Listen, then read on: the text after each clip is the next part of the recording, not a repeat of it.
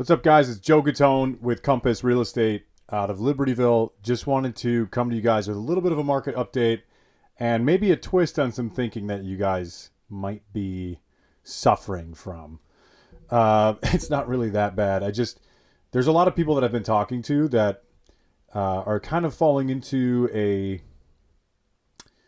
they're thinking that it's a bad time to buy because the market's so high, right? The market's the craziest the market's ever been. We saw record-setting transactions last year in almost every single suburb of Chicago. The city slowed down quite a bit, and now the city's back up and running. The suburbs are still back up and running, which, by the way, I predicted was going to happen because I said that the city was going to come back, and then there was still going to be a bunch of people in the city who couldn't sell last year that wanted to, and then now they can.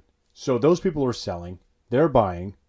Suburbs are hot, city's hot, everywhere's crazy. But because of that, people don't want to buy, right? So there are buyers out there. I mean, trust me, there's tons of buyers out there. That's why it's a seller's market. But there is a handful of people that I've talked to, a couple clients, who are thinking, well, we're just going to sell now. We don't need to buy, so why would we buy? And if you have that luxury, which is amazing that you have that luxury, because not everyone has the ability to live with someone else, rent for a year, whatever.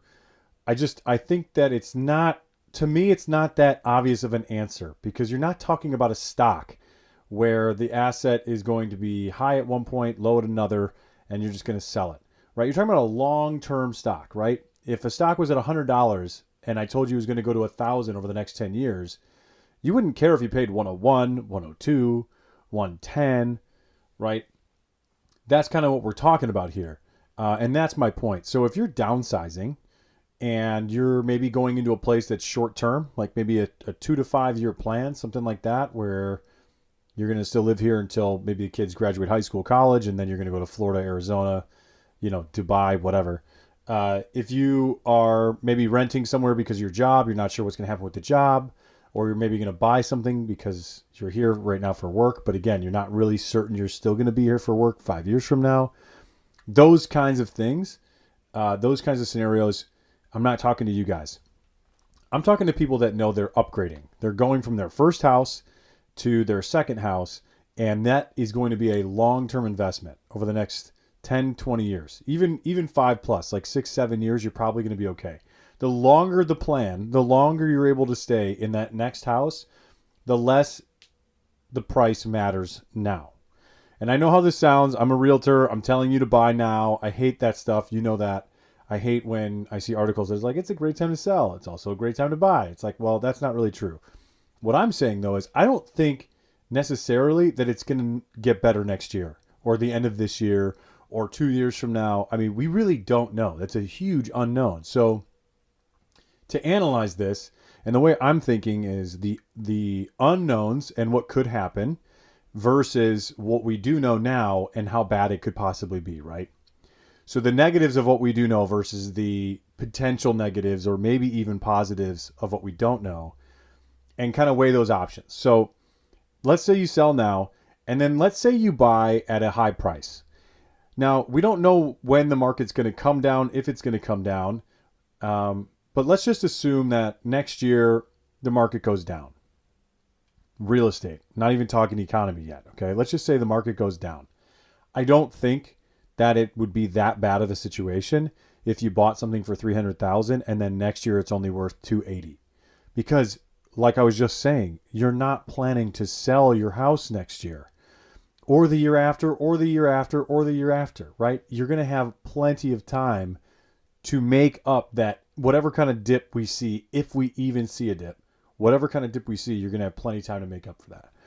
The other side of it is if you could have bought something at 280 next year, right? That's the opportunity cost. If you waited and got that house that was 300 now for 280 next year, you're going to save some money, right?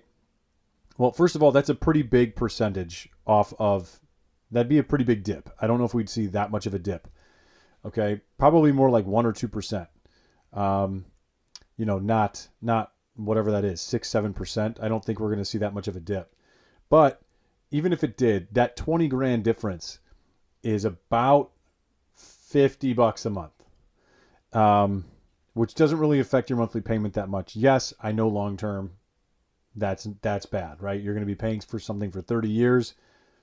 It's bad. You start off 20 grand higher, it's going to end up being like whatever that ends up being. I don't know, $80,000 that you pay back or something. But rates are really low. So I don't know. That's the other risk, right? So what if the rates go up next year? Man, you just don't know. The rates are already really low right now. We just had $6 trillion come out. So here's the economy piece I'm thinking. We had the $6 trillion, probably more for stimulus stuff. Inflation's got to happen at some point, which means the value of the dollar is going to go down, which means when you owe money, you actually win when inflation happens because what you owe is no longer as valuable as it once was. So you win when you borrow things and inflation happens. The other side of the coin is when inflation happens, because the lenders know that the money that they're loaning is not worth as much anymore, the interest rates go up because you're locked in at 30-year mortgage with a 3% interest rate on, $300,000 that you borrowed, and now it's not worth it's worth, you know what I mean? It's not worth as much. So the bank has to increase the interest rates to make up for that for future borrowers. So the rates are going to go up if inflation happens. And so next year, great, you save 20 grand on the front end, but now you're paying 4% instead of 3%, or who knows, maybe worse. I feel like the potential negative is a lot higher than paying a premium on a house now that you're planning to live in for 10 to 15, 20 plus years.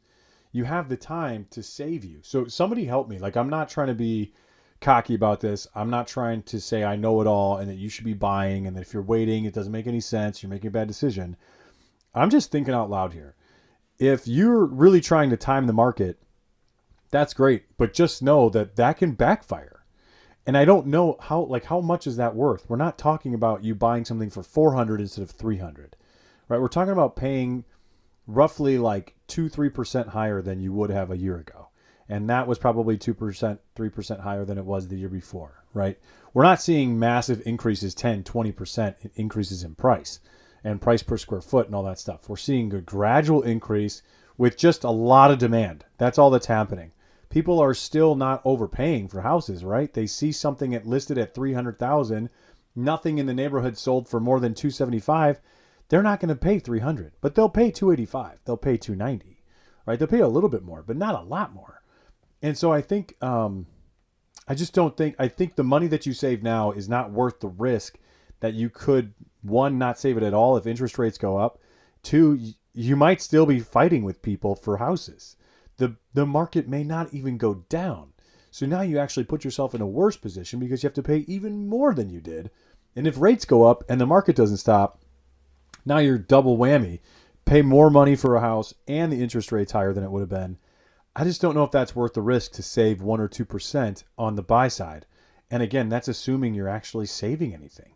So this is my thought process, guys. I really think that if you're in a stable situation where you know you're going to be in the same spot for 5+ years, I honestly don't think you have anything to worry about. And I don't think that the extra money that it's going to cost you to buy something right now is really going to be that detrimental.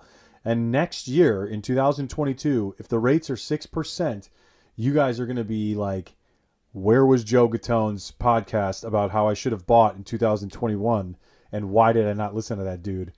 And if it's still the same and the rates are still low and the market's still up and you bought now, that's a good thing, right? Like, I just don't see a lot of the negative other than like, oh, I have to pay a little bit more for a house. Well, yeah, guys, you're never going to pay. If everyone paid what the last guy paid, the market would never go up and your asset would never increase. And so you kind of need to be a part of that system in order to reap the benefit of the system that is owning a home for a long period of time and selling it for more than what you bought it for. You have to be willing to participate in that, which means if the last guy paid $100,000, you got to pay 101. So the next guy can pay 102, 103, etc. And now you can sell for 110, right? If everyone just paid 100, you would never be able to make money on real estate. So I think we gotta be a little bit less scared about that dollar shock. Like, oh my God, this is the most expensive house in the neighborhood over the past 2 years. Well, yeah, the market's going up. But man, it could be so much worse if we hit inflation and rates go up and the market doesn't stop. The demand is still there. Real estate hasn't tanked in other recessions, only in 2008 because it was the cause of the recession. I don't know. I'm not seeing a lot of downside here. You guys let me know what you think. hit me up, subscribe, follow, all the stuff that YouTubers say. I'm not really one of those guys. So thanks for watching. Later.